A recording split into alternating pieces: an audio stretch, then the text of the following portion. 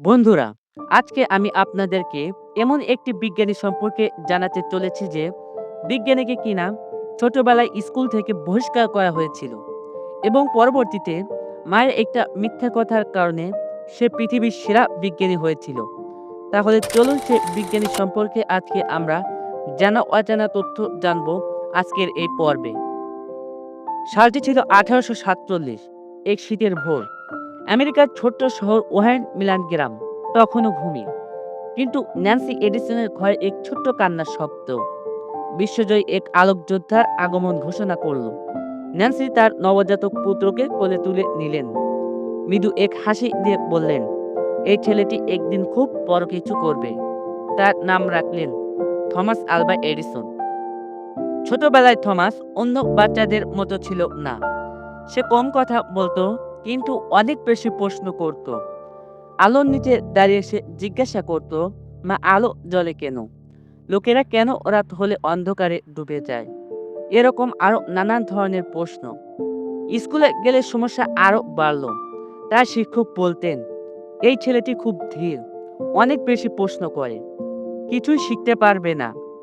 একদিন শিক্ষক বিরক্ত হয়ে তাকে অযোগ্য বলে দেয় এবং হাতে একটি চিঠি ধরিয়ে দিয়ে থমাসকে বাড়ি যেতে বলল এবং চিঠিটা তার মায়ের হাতে দিতে বলল। থমাস বাড়ি এলো এবং চিঠিটা তার মাকে দিল। মা ন্যান্সি চিঠিটা পড়লেন। চিঠিটা পড়ে ন্যান্সির চোখে জল চলে এলো, কিন্তু তিনি ভেঙে পড়লেন না। মা ন্যান্সি থমাসকে বলল, থমাস, তোমার টিচার এই চিঠিতে লিখেছে আপনার ছেলে অনেক বুদ্ধিমান, অনেক জ্ঞানী। আপনার ছেলের জন্য আমাদের এই প্রতিষ্ঠান যথেষ্ট নয়। থমাসকে আরো ভালো স্কুলে পড়ানো উচিত। সেদিন থেকেই ন্যান্সি নিজেই সিদ্ধান্ত নিল, নিজের ছেলেকে আমি নিজেই পড়াবো। এটাই ছিল থমাসের জীবনের সবচেয়ে বড় মোড়। থমাসের বয়স যখন 12 বছর, থমাস সিদ্ধান্ত নিল, আমি নিজের টাকা নিজেই জোগাড় করব। সে ট্রেনে উঠে পত্রিকা, ফল আর সামান্য কিছু খাবার বিক্রি করতে লাগলো। লাভের টাকা জমিয়ে ট্রেনের কোণে একটি ছোট্ট রাসায়নিক ল্যাবরেটরি বানিয়ে ফেললো। ট্রেন দুলতো, বোতল পড়ে যেত, রাসায়নিক ছিটকে যেত, কিন্তু থমাসের চোখে একটাই স্বপ্ন, একদিন আমি এমন কিছু বানাবো যেটি পৃথিবীকে নতুন রূপে সাজিয়ে তুলবে। একদিন হঠাৎ একটা রাসায়নিক বোতল ফেটে ট্রেনে আগুন লেগে যায়। ট্রেন থামানো হয়। কোচমাস্টার থমাসকে ধমক দিয়ে গালে সজোরে একটি থাপ্পড় বসিয়ে দেয়, ল্যাব ভেঙে দেয়। কিন্তু থমাস হতাশা ছিল না, বরং জেদ ছিল, আরো বড় ল্যাব বানাতে হবে। পরে কয়েক বছর থমাস টেলিগ্রাফ শেখে। রাতভর শব্দ টিক টিক টিক তার কানে যেন সঙ্গীত হয়ে বাজত। টেলিগ্রাফ বৈদ্যুতিক রহস্য তাকে টানত।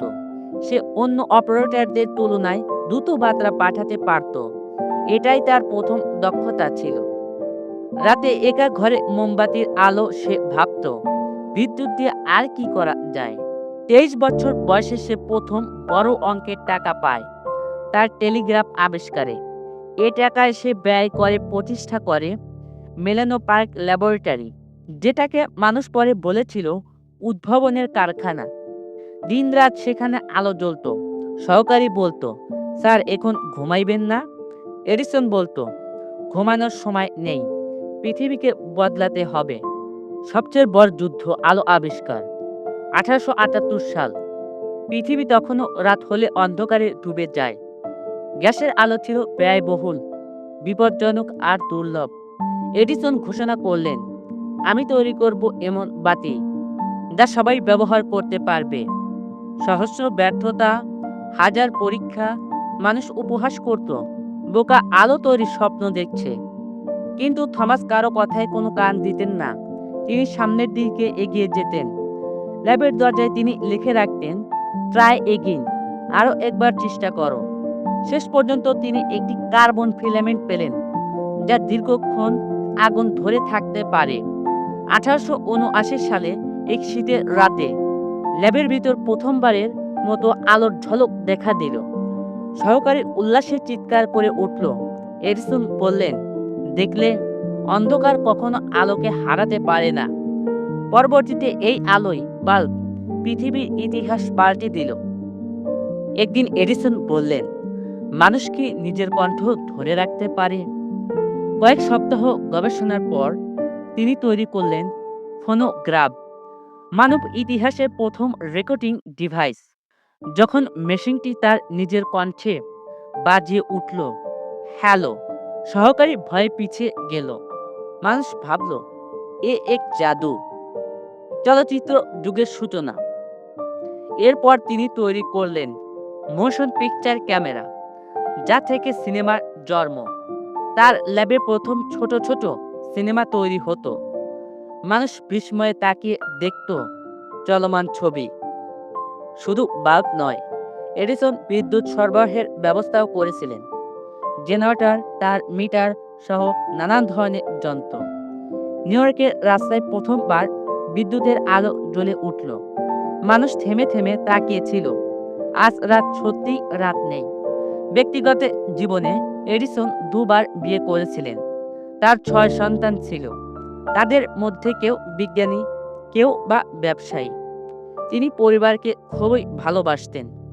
তবে ল্যাবই ছিল তার সত্যিকারের ঘর। এডিসন তখন খুবই বিখ্যাত। তার যশখ্যাতি বিশ্ব জুড়ে ছড়িয়ে পড়েছে। এডিসন একদিন বাড়িতে এলেন। পুরানো কিছু জিনিসপাতি ঘাটাঘাটি করছিলেন। সে সময় দেখতে পেলেন তার দেওয়া সেই স্কুলের চিঠিটি। সেই চিঠিটি সে পড়লেন। চিঠিতে লেখা আছে, আপনার ছেলে মেন্টালি উইক, কিছুই বোঝে না, শুধু প্রশ্ন করে। আমরা এডিসনকে এই স্কুলে রাখতে পারছি না। এডিসন তখন বলেছিল, মেন্টালি উইক ছেলেটি আজকে সেরা বিজ্ঞানী হয়েছে শুধুমাত্র তার মায়ের জন্য। জীবনের শেষ দিন পর্যন্ত এডিসন নতুন নতুন ধারণা নিয়ে কাজ করতেন। বয়স 84 হলেও হাতে কলম নেওয়া থামেনি। 1931 সালের অক্টোবর, আলোর এই জাদুকর পৃথিবী ছেড়ে চলে যান। সেই রাতে আমেরিকার শহরগুলো কয়েক মিনিটের জন্য তাদের আলো নিভিয়ে তার স্মরণে দাঁড়িয়েছিলেন। অন্ধকারে দাঁড়িয়ে তার অবদানকে সবাই স্মরণ করেছিল, কারণ তিনিই তো শিখিয়েছিলেন অন্ধকারকে জয় করতে হলে একটা আলোই যথেষ্ট। গল্পের শিক্ষা, কৌতূহলই জ্ঞানের শুরু। ব্যর্থতা মানুষকে কখনো থামাতে পারে না। পরিশ্রম যে কোনো অসম্ভবকে সম্ভব করে। এক মানুষের উদ্ভাবন পুরো পৃথিবীকে বদলে দিতে পারে। তো বন্ধুরা, আজকের মতো এ পর্যন্ত। ভিডিওটি ভালো লাগলে অবশ্যই একটি লাইক করবেন। দেখা হচ্ছে পরবর্তী ভিডিওতে। পরবর্তীতে কী ধরনের ভিডিও দেখতে চান তা অবশ্যই কমেন্ট সেকশনে জানাবেন। তো সে পর্যন্ত সুস্থ থাকুন, ভালো থাকুন। আল্লাহ হাফেজ।